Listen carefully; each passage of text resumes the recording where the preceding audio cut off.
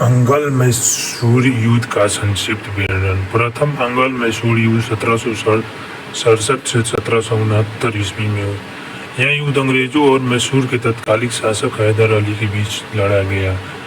इस युद्ध में अंग्रेजों की हार हुई और हैदर अली की शर्तों पर मद्रास की संधि द्वारा इस युद्ध का समापन हुआ।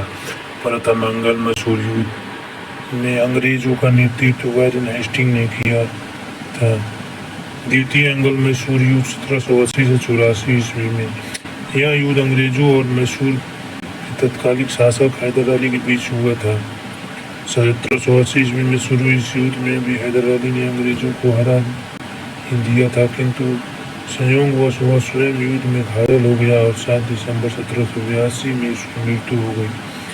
हैदर अली की मृत्यु के बाद उसका बेटा टीपू सुल्तान ने 1784 ईस्वी तक वो जारी रखा और दोनों पक्ष में मंगलोर की संधि हो गई, जिसके तहत युद्ध समाप्त हो गया और दोनों पक्षों में एक दूसरे के विजित क्षेत्र लौटा दिए गए।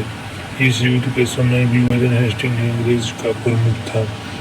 तृतीय अंगल मैसूर युद्ध 1790 से 1792 ईस्वी में हुआ। यह अंग्रेजों के मैसूर के तत्कालिक शासक टीपू सुल्तान के बीच लड़ा गया था। इस युद्ध के समय लॉर्ड कॉर्नवालिस अंग्रेजों का गवर्नर जनरल था। इस युद्ध में टीपू सुल्तान की हार हुई। अंग्रेजों और टीपू सुल्तान के बीच सिंगारपट्टम की संधि हुई। इस संधि के कारण टीपू सुल्तान को अपने राज्य के हिस्से अंग्रेजों को दे देने पड़े। चतुर्थ अंगल मैसूर युद्ध 1799 ईस्वी। अंग्रेजों और टीपू सुल्तान के बीच निर्णायक युद्ध था। इस युद्ध के दौरान 4 मई 1799 ईस्वी के युद्ध में लड़ता हुआ टीपू सुल्तान वीरगति को प्राप्त हुआ। इस युद्ध में अंग्रेजी सेना का नेतृत्व बिल्लजी ने किया। अंग्रेजों ने हड्डियार वंश का एक बालक इस नायक को मैसूर की गद्दी पर बैठा दिया और सिंगारपट्टम, कोयम्बटूर, कन्नौज आदि को अपने राज्य में मिला लिया।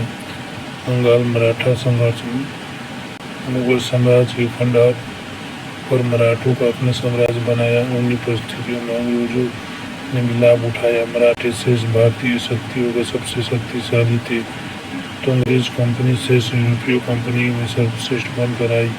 फलतः वर्चस्व के लिए दोनों में संघर्ष होना लाजमी था। इस समय मराठा साम्राज्य 5 बड़े सरदारों का एक महासंघ था। पूना का पेशवा, ग्वालियर की संधि, नागपुर का भोसले, इंदौर का होलकर, बड़ौद का गायकवाड़ पेशवा इस महासंघ के नाम मात्र का ही सही, किंतु मुखिया था। अंग्रेजों से लड़ने हेतु ये 5 संघ कभी एकजुट नहीं हुए। जब सिंधिया और भोसले अंग्रेजों से लड़ा, तब होलकर ने तमाशा देखा। गायकवाड़ अंग्रेजों का मददगार बना। बाद में जब होलकर ने अंग्रेजों से युद्ध किया, तो सिंधिया और भोसले ने बदला चुकाने हेतु तमाशा देखा। एकता के अभाव ने अंग्रेजों के विरुद्ध मराठों को हारने में महत्वपूर्ण भूमिका निभाई। अंग्रेजों और मराठों के बीच 3 अंगल मराठा युद्ध हुए, जिसका संक्षिप्त विवरण करना दिए गए हैं। प्रथम अंगल मराठा युद्ध 1775 से 1782 ईस्वी। 1772 ईस्वी में पेशवा मेधाराव की मृत्यु के उपरांत रघुनाथ राव पेशवा बनने के सपना देखने लगा, किंतु इसी बीच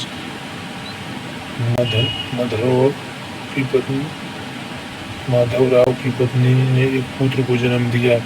रघुनाथ राव को इसका घोर निराशा हुई और उसने अंग्रेजों की सूरत की संधि कर ली ताकि अंग्रेज पेशवा बनने उसकी मदद करे। हालांकि रघुनाथ राव प्रयत्न असमय सिद्ध हुआ। युद्ध 7 वर्ष तक चलता रहा, किंतु कोई निष्कर्ष नहीं निकला और अंततः 1782 में सालबाई की संधि द्वारा युद्ध की समाप्ति हुई। दोनों पक्षों ने एक दूसरे को विजित क्षेत्र लौटा दिए। यह शक्ति परीक्षण का निर्णायक रहा। अगले 20 वर्ष तक शांति बनी रही। द्वितीय अंगल मराठा युद्ध 1803 से 1806 ईस्वी। माधव नारायण राव की 1796 ईस्वी की मृत्यु के पश्चात बाजीराव द्वितीय पेशवा बना और एक घिनौना पतित आतंकी मूर्ख व्यक्ति था। इसी क्रम में 1820 में पूनम मुख्यमंत्री नाना फडणवीस की मृत्यु हो गई। इसके बाद तो वैसे बाजीराव द्वितीय की मनमानी छत आसमान पर पहुंच गई।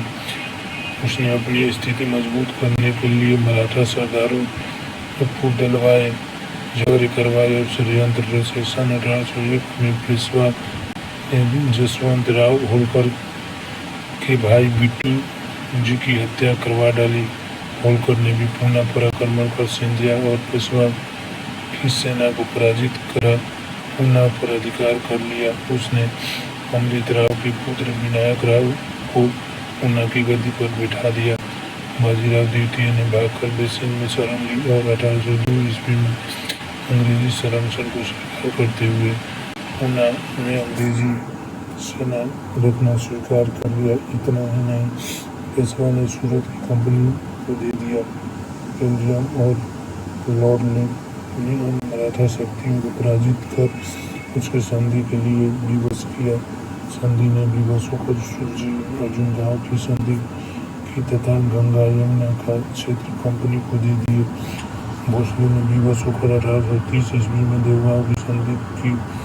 उसने कटक और वर्धा के पश्चिम भाग अंग्रेजों को दे दिया। अप्रैल 1804 ईस्वी में होलकर और कंपनी के बीच युद्ध छिड़ गया। होलकर को अंततः हार मिली और 1884 ईस्वी में अंग्रेजों सर जॉर्ज बोलो से राजपुर हट की संधि करनी पड़ी। तृतीय एंग्लो मराठा युद्ध 1817 से 1818 ईस्वी तक। यह युद्ध लॉर्ड हेस्टिंग के भारत में आने के बाद शुरू हुआ। उसने पूर्णतः मराठा शक्ति को कुचलने और मराठा साम्राज्य को जीतने का मन बना लिया। फलतः उसने खुलकर युद्ध किया और 1816 ईस्वी में नागपुर के भोसले को जून 1817 ईस्वी में पेशवा तथा नवंबर 1817 ईस्वी में सिंधिया को हराकर अपमानजनक संधि करने पर बाध्य किया। विवश होकर पेशवा ने 10 का बंधन तोड़ने का एक अंतिम प्रयास किया, किंतु हार गया। बाजीराव का पुनः प्रदेश अंग्रेजी राज में विलय कर लिया गया। इस प्रकार मराठा साम्राज्य का सूर्यास्त हो गया। आंग्ल में सूर्य युद्ध और मराठा युद्ध के बाद भी अंग्रेजों की महत्वाकांक्षा पूरी नहीं हुई थी। जल्दी उनका सिखों से भी युद्ध हुआ। उसे संरक्षण सिखों से भी युद्ध हुआ, जिसे भारतीय इतिहास में आंग्ल सिख युद्ध के नाम से जाना जाता है। प्रथम आंग्ल सिख युद्ध 1845 से 1846 ईस्वी तक हुआ। 1843 ईस्वी में महाराज रणजीत सिंह का अल्पायु पुत्र दिलीप सिंह रानी जिंदा के संरक्षण से वर्दी पर सिंहासन रूप में हुआ। दिलीप सिंह के समय में ही अंग्रेज ने पंजाब पर हमला किया, जिसके फलस्वरूप 1845-46 ईस्वी में प्रथम आंग्ल सिख युद्ध हुआ। ऐसा माना जाता है कि इस युद्ध में सिख सेना का प्रथम सेनापति लाल सिंह ने दिलीप सिंह के साथ गद्दारी की और अंग्रेजों को जीतने का मुख्य भूमिका निभाई। प्रथम आंग्ल सिख युद्ध में सिख सेना पराजित हो गई और मजबूरन दिलीप सिंह को 1846 ईस्वी में लाहौर की संधि करनी पड़ी। प्रथम आंग्ल सिख युद्ध के दौरान लॉर्ड गवर्नर जनरल तथा लॉर्ड गोफ भारत के अंग्रेजों को प्रधान सेनापति था। द्वितीय आंग्ल सिख युद्ध 1848-1849 इस युद्ध का तत्कालिक कारण ब्रिटिश प्रभाव से मुक्ति के लिए मुल्तान का सूबेदार मूलराज का विद्रोह 1849 में जनवरी माह में छिड़ने वाला युद्ध हुआ, जिसमें अंग्रेजी सेना का नेतृत्व लॉर्ड गोफ ने किया तथा सिख सेना शेर सिंह के नेतृत्व में लड़ी। इस युद्ध और उन्नति समाप्त हुआ। इस युद्ध के बाद डलहौजी ने गोप के स्थान पर चार्ल्स नेपियर को प्रधान सेनापति बनाया। नेपियर ने सिख सेना को फरवरी में 1849 में गुजरात युद्ध में बुरी तरह पराजित किया। इस युद्ध में तोपों को युद्ध कहा जाता है। डलहौजी इस युद्ध के बाद 30 मार्च 1849 में पंजाब में अंग्रेजी साम्राज्य का मिला लिया तथा महाराजा दिलीप सिंह की रानी जिंदा के साथ 60 लाख रुपए वार्षिक पेंशन को इंग्लैंड भेज दिया गया। आधुनिक भारत इतिहास में कुछ महत्वपूर्ण तथ्य: प्लासी की लड़ाई 23 जून 1757, बक्सर का युद्ध 22 अक्टूबर 1764, यूरोप में 7 वर्षीय युद्ध 1757-1763 डुप्ली में फ्रांस वापस बुलाया जाना 1770 सिराजुद्दौला की मृत्यु 1757 सिंध को ब्रिटिश साम्राज्य में मिलाया गया 1843 प्रथम पंजाब को ब्रिटिश साम्राज्य में मिलाया जाना 1849 अवध को ब्रिटिश साम्राज्य में मिलाया जाना 1856 आंग्ल मैसूर युद्ध एक नगर में प्रथम आंग्ल मैसूर युद्ध 1767-1769 वारेन हेस्टिंग द्वितीय आंग्ल मैसूर युद्ध 1780 से 1784 वेरेन हेस्टिंग तृतीय आंग्ल मैसूर युद्ध 1790 से 1792 कार्नवालिस चौथी आंग्ल युद्ध 1799 वेल्लेजी आंग्ल मराठा युद्ध के एक नज़र में प्रथम आंग्ल मराठा युद्ध 1775 से 1782 पेशवा नारायण राव और अंग्रेजों के बीच सिलाबाई युद्ध समापन द्वितीय आंग्ल मैसूर युद्ध 1803 तक हुआ तृतीय आंग्ल मराठा युद्ध 1817 से 1818 बाजीराव द्वितीय और अंग्रेज के बीच प्रथम आंग्ल सिख युद्ध 1845 से 1846 दिलीप सिंह और अंग्रेजों के बीच द्वितीय आंग्ल सिख युद्ध 1848 से 1849 30 मार्च 1849 को द्रौपदी द्वारा पंजाब के अंग्रेजी मिले अंग्रेजों की भारत की प्रतिनिधि कंपनी आगमन से लेकर 1856 ईस्वी तक जब रानी एलिजाबेथ प्रथम से ब्रिटिश ईस्ट इंडिया कंपनी ने 13 दिसंबर 1600 ईस्वी को 15 वर्षों के लिए भारत में व्यापार का अधिकार प्राप्त किया था।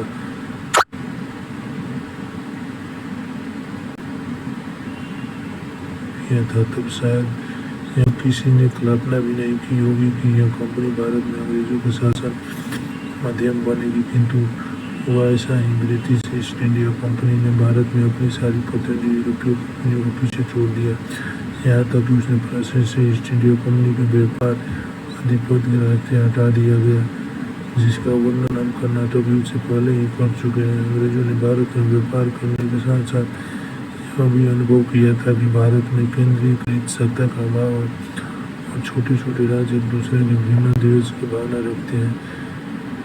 मुगल साम्राज्य अंत की ओर था। इस दुर्बल स्थिति के फायदा उठाने से भला वो अंग्रेज नकार कैसे चुकते, जिनकी नीति ही थी फूट डालो और राज करो। अंग्रेजों ने व्यापार के साथ साथ यह राजनीतिक मामलों में दखल देना शुरू कर दिया।